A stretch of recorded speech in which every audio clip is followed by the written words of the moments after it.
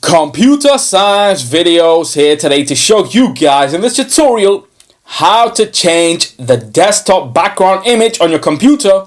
Without further ado, let us start the video. So in this tutorial, you need to have access to a Mac computer, signed in onto your account, and then we can go all the way down to the dock, go to the system preferences, we see general, desktop and screensaver.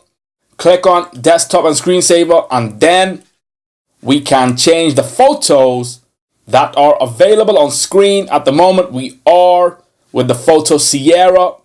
We can change to High Sierra, Mojave, day, night.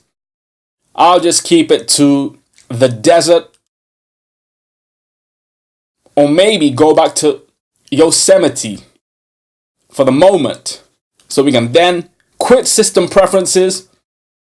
That's it for this video. I'll see you guys in my next tutorial. Thanks for now.